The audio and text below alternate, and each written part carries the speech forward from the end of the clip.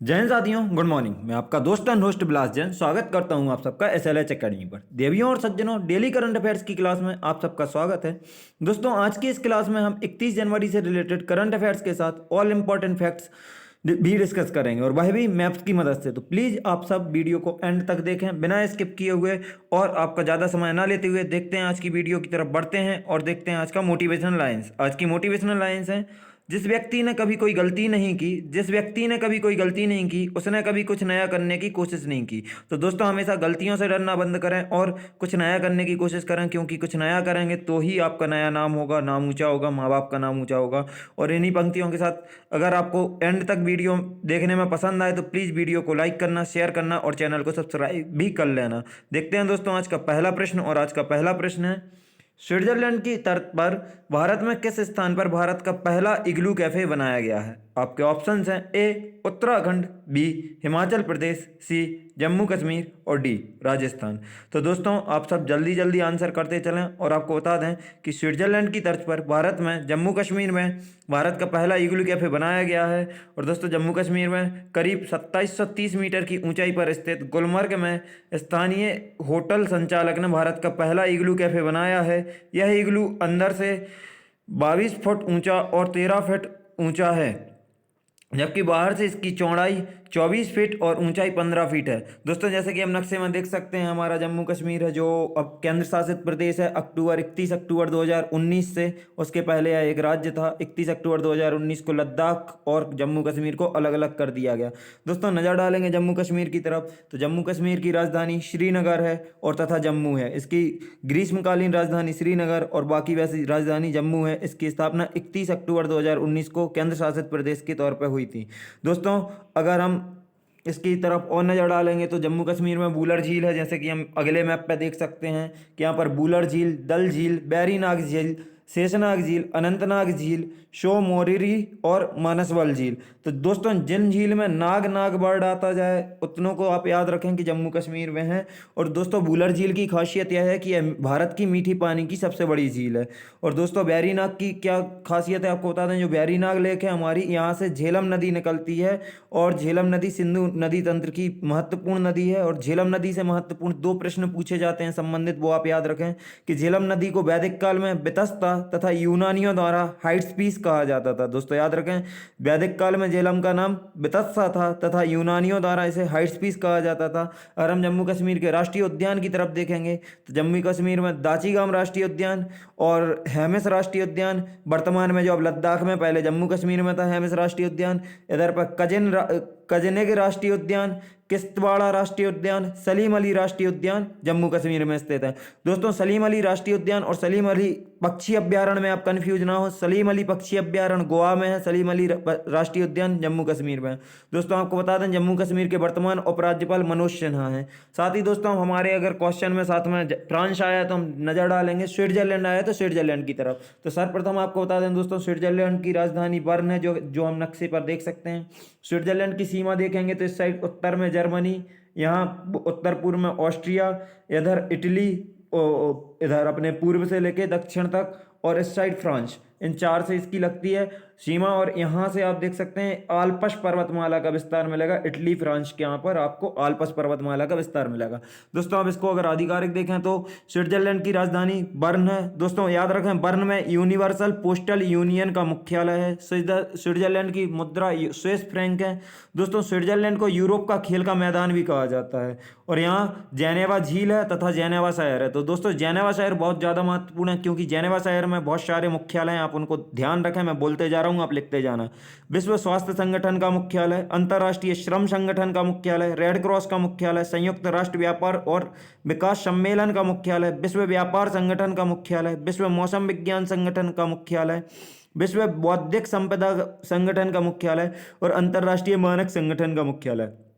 तो दोस्तों याद रखें, जेनेवा में अंतर्राष्ट्रीय स्तर के 8 मुख्यालय हैं, इन्हें आप याद रखें। और मैं एक बार फिर से रिपीट कर दूंगा, आप लोग लिख लें, समय की टेंशन नहीं है, लेकिन आप लोगों को नॉलेज मिलना चाहिए कि विश्व स्वास्थ्य संगठन का मुख्यालय, अंतर्राष्ट्रीय श्रम संगठन का मुख्यालय, रेड क्रॉस का मुख्यालय, संयुक्त राष्ट्र संघ व्यापार और विकास सम्मेलन का मुख्यालय, विश्व व्यापार संगठन का मुख्यालय, विश्व मौसम विज्ञान संगठन का मुख्यालय, विश्व बौद्धिक संपदा का मुख्यालय और साथ में अंतर्राष्ट्रीय मानक संगठन का मुख्यालय। तो दोस्तों हमारे पहले प्रश्न से इतना ही, उम्मीद करते हैं आपको वीडियो पसंद आ रही होगी। देखते हैं आज का अगला प्रश्न, और आज का अगला प्रश्न है, हाल ही में कौन साउथ फिल्म में 100 करोड़ रुपए फीस लेने वाला पहला साउथ एक्टर बन गया है? आपके ऑप्शंस हैं, ए रजनीकांत, बी अजीत, सी सूर्या और डी विजय। तो दोस्तों आपको बता दें, हाल ही में विजय साउथ फिल्मों में 100 करोड़ रुपए फीस लेने वाले पहले साउथ एक्टर बन गए हैं। विजय अपनी अगली फिल्म थलापति 65 के लिए 100 करोड़ रुपए की फीस ले रहे हैं, जबकि सुपरस्टार रजनीकांत हर फिल्म में 50 से 60 करोड़ फीस लेते हैं।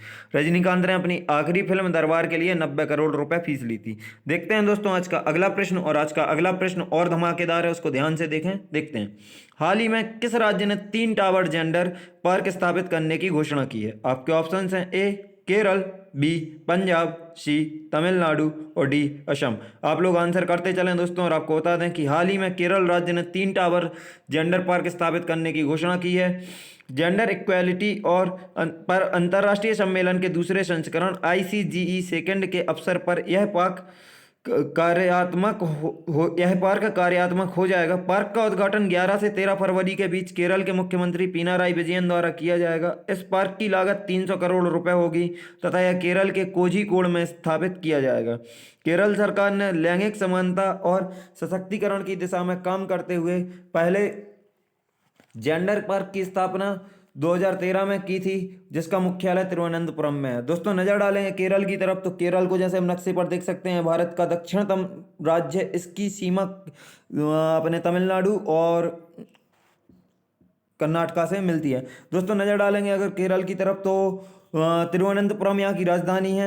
यहाँ के मुख्यमंत्री पिनाराई विजयन है तथा राज्यपाल आरिफ मोहम्मद खान है। दोस्तों केरल के संबंध में और महत्वपूर्ण तथ्य देखेंगे तो केरल की भारत में शिशु मृत्यु दर सबसे कम है तथा यह भारत का सर्वाधिक शिक्षित राज्य है तथा यहाँ पर महिलाओं की संख्या पुरुषों से अधिक है, तो यहाँ का लिंगानुपात सकारात्मक है। और यहाँ पर विश्व का पहला शिशु सौहार्द राज्य, बेबी फ्रेंडली स्टेट दिया गया है, किसके द्वारा?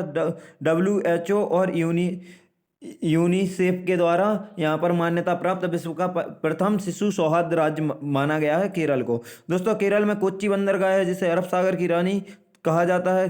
केरल के अगर हम राष्ट्रीय उद्यान देखेंगे तो यहाँ पर साइलेंट वैली या शांत घाटी राष्ट्रीय उद्यान बहुत फेमस है। वायनाड जलप्रपात के साथ वन्यजीव अभ्यारण्य भी है, वायनाड वन्यजीव अभ्यारण्य। और यहाँ पर पेरियार नदी है, जिसे केरल की जीवन रेखा कहा जाता है। और दोस्तों एक और क्वेश्चन जो केरल से लगभग 8 बार पूछा जा चुका है कि पद्मनाभा स्वामी मंदिर कहाँ स्थित है, तो वह केरल में, और किस भगवान का है, तो विष्णु भगवान का है, जो पद्मनाभा स्वामी विष्णु मंदिर केरल में स्थापित है। देखते हैं दोस्तों आज का अगला प्रश्न, और आज का अगला प्रश्न है, उसके पहले हम देख लें केरल के पर्यटन को। दोस्तों फोटोज़ के माध्यम से आप लोगों को कभी भी मौका मिले तो घूमने जाएं। यहाँ का संस्कृति और कला और यहाँ का सौंदर्य प्राकृतिक बहुत ही शानदार है। मुझे भी मौका मिलेगा तो मैं भी जाऊँगा, और आप लोगों को कभी भी मौका मिले तो आप लोग भी जाएं। देखते हैं आज का अगला प्रश्न, और आज का अगला प्रश्न है, हाल ही में किसने भारत फ्रांस स्वच्छ सर्वेक्षण पर्यावरण वर्ष Indo French year of environment को लॉन्च किया है? आपके ऑप्शंस हैं, ए रमेश पोखरियाल निशंक, बी प्रकाश जावड़ेकर, सी डॉक्टर हर्षवर्धन और डी राजनाथ सिंह। तो दोस्तों आपको बता दें, हाल ही में प्रकाश जावड़ेकर ने भारत फ्रांस स्वच्छ पर्यावरण वर्ष को लॉन्च किया है। केंद्रीय पर्यावरण, वन एवं जलवायु परिवर्तन मंत्री श्री प्रकाश जावड़ेकर और फ्रांस की इकोलॉजी ट्रांजिशन मंत्री सुश्री बारबरा कुंडली नई दिल्ली में भारत फ्रांस पर्यावरण वर्ष को लॉन्च किया। इसका मुख्य उद्देश्य सतत विकास के क्षेत्र में भारत फ्रांस सहयोग को मजबूत करना, वैश्विक पर्यावरण संरक्षण के पक्ष में होने वाली कार्रवाई के प्रभाव को बढ़ाना और इसे अधिक से अधिक लोगों तक पहुंचाना है। दोस्तों भारत फ्रांस पर्यावरण वर्ष के मुख्य 5 विषय देखेंगे हम, तो इसके मुख्य 5 विषय हैं, पर्यावरण संरक्षण, जलवायु परिवर्तन, तीसरा है जैव विविधता संरक्षण, चौथा है सतत शहरी विकास और 5वां है नवीकरणीय ऊर्जा और ऊर्जा दक्षता का विकास। दोस्तों नजर डालेंगे फ्रांस की तरफ, तो हम जैसे कि नक्शे में देख सकते हैं हमारा फ्रांस है, इसकी यहाँ से Germany, Italy, Switzerland, Belgium, Luxembourg और इस साइड स्पेन से इसकी सीमाएं लगती हैं। स्पेन से हो गई, ये इटली से हो गई, ये स्विट्जरलैंड से, यहाँ पर जर्मनी और ये बेल्जियम से, और यहाँ पर साथ में लग्जमबर्ग से इसकी सीमाएं लगती हैं। दोस्तों यहाँ है फ्रांस की हमारी राजधानी पेरिस। तो फ्रांस की राजधानी पेरिस है। यहाँ के राष्ट्रपति इमैनुअल मैक्रोन है तथा प्रधानमंत्री जीन कैस्टेक्स हैं। तो यहाँ के दोस्तों राष्ट्रपति देख लिए, प्रधानमंत्री देख लिए। इसके अलावा देखेंगे तो विश्व प्रसिद्ध जो अपना मतलब यहाँ के पेरिस है, इसको फैशन की नगरी कहा जाता है। तथा इसके उपनाम देखेंगे फ्रांस को तो इसको सुरा एवं सुंदरियों का देश, किसानों का देश तथा लघु यूरोप भी कहा जाता है। पेरिस में दोस्तों यूनेस्को तथा इंटरपोल का मुख्यालय है। पेरिस को फैशन की नगरी भी कहा जाता है। फ्रांस विश्व का सबसे बड़ा शैंपेन शराब का उत्पादक देश है तथा दुनिया का सबसे ज़्यादा यात्रा किया जाने वाला देश है। और यात्रा क्यों किए जाते हैं, क्योंकि यहाँ के पॉइंट ऑफ अट्रैक्शन आप लोग देख सकते हैं कि जैसे कि ये पूरे यहाँ पर एफेल टावर जो पेरिस में है, और बहुत सारी यहाँ की चीज़ें घूमने लायक हैं। तो आप लोग जरूर जाएं दोस्तों, फ्रांस भी घूमने जाएं। और देखते हैं आज का अगला प्रश्न। और आज का अगला प्रश्न है, हाल ही में Bharat Japan act east forum की कौन सी संयुक्त बैठक आयोजित की गई है? आपके ऑप्शंस हैं ए तीसरी, बी चौथी, सी पांचवी और डी छठवीं। तो दोस्तों आपको बता दें कि हाल ही में Bharat Japan act east forum की पांचवी संयुक्त बैठक आयोजित की गई है। इस बैठक की अध्यक्षता विदेश सचिव हर्षवर्धन श्रृंगला और भारत में जापान के राजदूत सुजुकी सातोशी ने की। एसबीआई तक के दौरान कनेक्टिविटी, जल विद्युत, सतत विकास, जल संसाधनों के दोहन और कौशल विकास सहित विभिन्न क्षेत्रों में भारत के उत्तर पूर्वी क्षेत्र में चल रही परियोजनाओं की प्रगति की समीक्षा की गई। आपकी दोस्तों मतलब AEF की स्थापना साल 2017 में भारत के एक्ट ईस्ट पॉलिसी और free and open Indo Pacific के जापान के दृष्टिकोण के तहत की गई थी। दोस्तों नज़र डालेंगे जापान की तरफ, तो हम जैसे कि ये देख सकते हैं पूर्वी एशिया में स्थित जापान है पूरा देश जो, और इसकी राजधानी टोक्यो है। और दोस्तों यहाँ के राष्ट्रपति नारुहितो हैं तथा प्रधानमंत्री योशिहिडे सुगा हैं। दोस्तों हाल ही में पूर्व प्रधानमंत्री जापान के जो शिंजो आबे हैं, इन्हें पद्म विभूषण पुरस्कार से सम्मानित किया गया है। तो आप यह भी याद रखें, बहुत करंट का फैक्ट है और बहुत अच्छा फैक्ट है, तो इसको याद रखें। और जापान को 2 उपनामों से जाना जाता है, और वह है उगते सूर्य का देश और भूकंप एवं सुनामियों का देश जापान को कहा जाता है। दोस्तों साथ ही बता दें कि विश्व में जापान सबसे बड़ा समुद्री जहाज़ों का निर्माता देश है। तो सबसे ज़्यादा समुद्री जहाज़ों का निर्माण कहाँ होता है? जापान में। और यह जापान का टूरिज्म आप देख सकते हैं। तो दोस्तों आप लोग जापान भी जाएं, पूरे वर्ल्ड टूर पर जाएं और बहुत अच्छे से पढ़ लिख के सबसे पहले अपनी जॉब लें और उसके बाद पूरे वर्ल्ड टूर पर घूमें, यही कामना करता हूँ। देखते हैं आज का अगला प्रश्न। और आज का अगला प्रश्न है, हाल ही में यूवी किरणों से कोच सैनिटाइज करने वाली पहली मेट्रो सेवा कौन बनी है? आपके ऑप्शंस हैं A Delhi metro, B Kolkata metro, C Mumbai metro और डी लखनऊ मेट्रो। तो दोस्तों आपको बता दें, हाल ही में यूवी मतलब पराबैंगनी किरणों से कोच सैनिटाइज करने वाली पहली मेट्रो सेवा लखनऊ मेट्रो बनी है। लखनऊ मेट्रो के अनुसार निजी कंपनी द्वारा विकसित की गई पराबैंगनी लैंप 7 मिनट में पूरा कोच सैनिटाइज करती है और इससे सैनिटाइजेशन की लागत 40 गुना कम आती है। दोस्तों नज़र डालेंगे लखनऊ मेट्रो की तरफ, तो इसका निर्माण प्रारंभ 27 सितंबर 2014 को हुआ था, जबकि इसका वाणिज्यिक संचालन 5 सितंबर 2017 से चालू किया गया, और तथा यह भारत की सबसे तेज मेट्रो रेल प्रणाली है। देखते हैं दोस्तों आज का अगला प्रश्न। और आज का अगला प्रश्न है, राष्ट्रपति रामनाथ कोविंद ने 2021 के लिए पल्स पोलियो अभियान की शुरुआत कब की? आपके ऑप्शंस हैं ए 26 जनवरी, बी 30 जनवरी, सी 31 जनवरी और डी 28 जनवरी। तो दोस्तों आपको बता दें, राष्ट्रपति रामनाथ कोविंद ने 2021 के लिए पल्स पोलियो अभियान की शुरुआत 30 जनवरी को की। और दोस्तों इन्होंने राष्ट्रपति भवन में एक छोटे से बच्चे को पहली बूंद पिलाकर इस अभियान की शुरुआत की। और पहले इस अभियान की शुरुआत 17 जनवरी को होनी थी, लेकिन कोविड-19 टीकाकरण जो अभी हाल ही में भारत में चल रहा है, विश्व का सबसे बड़ा टीकाकरण, उस वजह से 30 जनवरी से की गई है। और पोलियो दोस्तों आप जानते हैं कि एक बीमारी है जिसके रोकथाम के लिए बहुत बड़े अभियान चलते आ रहे हैं और अभी चल रहे हैं, और भारत सरकार भारत को पोलियो मुक्त बनाना चाहती है। देखते हैं दोस्तों आज का अगला प्रश्न। और आज का अगला प्रश्न है, हाल ही में इंद्रजीत देव का निधन हुआ है, वह एक प्रसिद्ध थे। आपके ऑप्शंस हैं ए अभिनेता, बी राजनेता, सी साहित्यकार और डी इतिहासकार। तो दोस्तों आपको बता दें कि इंद्रजीत देव का निधन हुआ है, वह एक प्रसिद्ध अभिनेता थे। और दोस्तों यह एक दिग्गज बंगाली अभिनेता थे जिनका निधन 73 वर्ष की उम्र में हुआ है। तो आप लोग यह दोनों चीज़ें याद रखें। और देखते हैं दोस्तों आज का अगला प्रश्न। और आज का अगला प्रश्न है, न्या- न्यायमूर्ति सुनील कुमार अवस्थी ने हाल ही में किस उच्च न्यायालय के न्यायाधीश के पद से इस्तीफा दे दिया है? आपके ऑप्शंस हैं: ए केरल उच्च न्यायालय, बी गुजरात उच्च न्यायालय, सी मध्य प्रदेश उच्च न्यायालय और डी महाराष्ट्र उच्च न्यायालय। तो दोस्तों इसमें से ऑप्शन गलती से कट हो गया है, आप लोग प्लीज़ एडजस्ट करें और आपको बता दें कि आपका जो ऑप्शन है भाई इसका आंसर है कि मध्य प्रदेश उच्च न्यायालय। तो न्यायमूर्ति अवस्थी 15 अक्टूबर 1985 को सिविल जज क्लास सेकंड के रूप में न्यायिक सेवा में शामिल हुए थे और उन्होंने एक न्यायिक अधिकारी के रूप में विभिन्न स्थानों में विभिन्न पदों पर कार्य किया है। दोस्तों अब नजर डालेंगे मध्य प्रदेश हाई कोर्ट की तरफ, मतलब उच्च न्यायालय की तरफ। तो इसकी स्थापना 2 जनवरी 1936 को भारत शासन अधिनियम 1935 के तहत हुई थी।